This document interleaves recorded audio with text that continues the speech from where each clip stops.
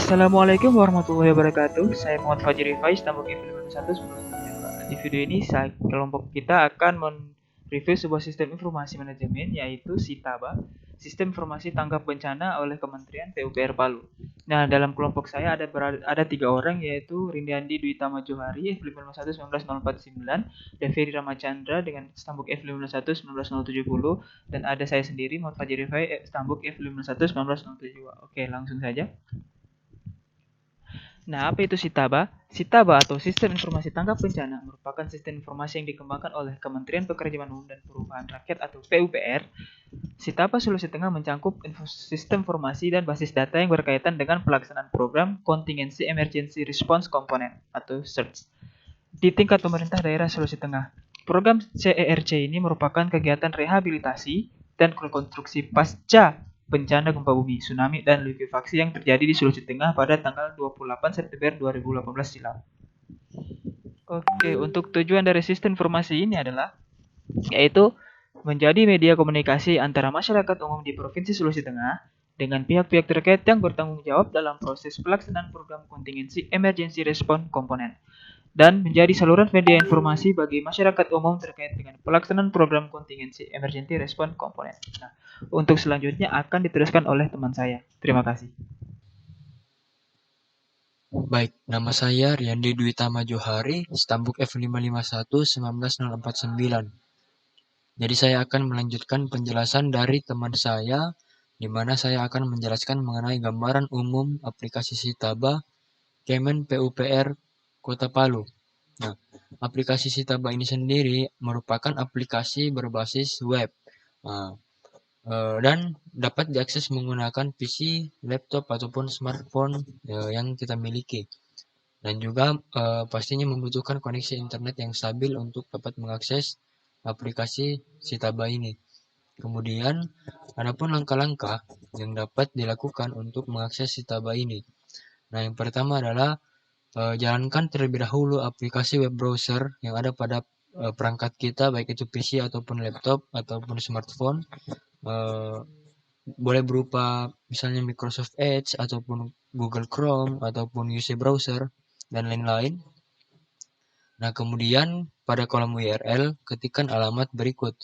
Nah, ini seperti pada slide berikut, https://sitaba.pu.go.id kemudian /sitaba palu kemudian / lagi. Nah, itu merupakan halaman websitenya dari SITABA ini. Kemudian dapat dikunjungi ya. Kemudian halaman awal aplikasi SITABA atau halaman beranda seperti gambar di bawah ini. Nah, bisa dilihat pada gambar di bawah. Ini merupakan tampilan dari halaman beranda dari aplikasi ini. Kemudian saya akan menjelaskan mengenai fitur-fitur yang ada pada aplikasi SITABA ini. Jadi pada aplikasi SITABA ini memiliki kami merangkum terdapat 5 fitur atau keunggulan yang dimiliki oleh aplikasi ini. Yang pertama adalah memiliki fitur login pengguna. Nah, di mana pengguna yang dapat melakukan login adalah pegawai yang ada pada Kemen PUPR Kota Palu ini. Kemudian yang nomor 2 memiliki struktur organisasi yang jelas. Nah, kemudian yang ketiga menyediakan laporan. Yang keempat memiliki layanan pengaduan pengguna. Dan yang kelima memiliki fitur pencarian status warga terdampak bencana. Nah, kemudian sistem keamanan pada aplikasi SITABA ini. Jadi aplikasi ini memiliki sistem keamanan berupa sistem login yang diperuntukkan untuk pegawai Kemen PUPR Kota Palu. Dengan demikian, orang-orang yang dapat masuk ke dalam sistem ini merupakan orang-orang yang benar-benar telah memiliki akun dan berkompeten. Hal ini juga mencegah risiko keisengan dari oknum-oknum yang tidak bertanggung jawab. Nah, berikut gambar di bawah ini merupakan gambaran sistem login yang ada pada aplikasi SITABA ini. Nah, baik. Jadi cukup sekian penjelasan saya mengenai aplikasi ini. Untuk penjelasan selanjutnya akan dilanjutkan oleh teman saya. Terima kasih. Baik, selanjutnya akan dilanjutkan saya, Ferry Ramachandra, Stambuk F551-19070. Sini ada struktur organisasi pada Sitaba. Sitaba memiliki struktur organisasi yang jelas. Karena di sini, mari kita lihat pada bagian ini. Ini di websitenya kita bisa lihat pada bagian atas terdapat deputy team leader. Di bagian atas hierarki paling atasnya. Kemudian di sebelah kiri bawahnya yang membawahi ini pertama-tama monitoring and evaluation specialist 1 dan monitoring and evaluation specialist 2 dengan sub-sub di bawahnya. Kemudian kita berpindah di bawah sini ada infrastruktur spesialis serta nama di sini ini subnya. Kemudian ini urban and regional planning specialist. Kemudian ada safeguard environment and social specialist. Selanjutnya Manajemen Information System Specialist dan Kontak Manajemen Specialist beserta sub-subnya tentunya. Kemudian selanjutnya ini adalah jenis laporan yang dihasilkan Sitaba dan laporan periodis karena laporan yang dihasilkan adalah rentang waktunya 1 bulan. Jika kalian perhatikan tadi pada bagian struktur organisasi juga terdapat periode waktu pada masing-masingnya. Ini menunjukkan bahwa laporan ini secara periodik atau diupdate terus per bulannya. Ini contoh pada bulan di sini pada bawah sekali mulai dari Mei, Juni, Juli, Agustus, September, Oktober, November, Desember, kemudian masuk tahun baru mulai lagi dari Januari, Februari, Maret, April dan seterusnya.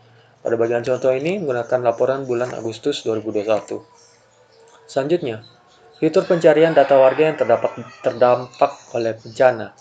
Pencarian data warga terdampak dapat dilakukan dengan cara melalui kontak pencarian di halaman beranda. Masukkan NIK dari warga yang terdampak oleh bencana tersebut. Kemudian langkah-langkahnya, ketika NIK atau nama warga yang dimaksud, kemudian cari warga terdampak tersebut. Kemudian hasil pencarian akan muncul pada dialog box beserta dengan lokasi yang bersangkutan sebelum dan sesudah direlokasi. Sini sebagai contoh yang 72 saya tidak akan membacakan karena alasan privasi. Jadi, kita masuk pada conclusion yakni kelebihan dan kekurangan dari Sitaba ini. Pertama, kelebihannya. Pemerintah dapat lebih mudah menanggapi atau membantu masyarakat yang terdapat bencana. Kemudian pemerintah juga dapat menjadi lebih mudah dalam memperoleh data-data yang diperlukan. Namun kekurangannya, banyak masyarakat yang belum memahami cara kerja dari sistem informasi tersebut, jadi diperlukan sosialisasi oleh pemerintah. Kemudian, sulitnya bagi masyarakat untuk mengakses Sitaba dikarenakan ada beberapa daerah yang mempunyai kecepatan internet yang kurang memadai. Jadi ini kekurangannya lebih kepada dari masyarakat dan daerahnya sendiri. Kemudian mungkin itu saja dari saya. Mohon lebih dan kurangnya mohon dimaafkan. Saya pamit undur diri. Wassalamualaikum warahmatullahi wabarakatuh.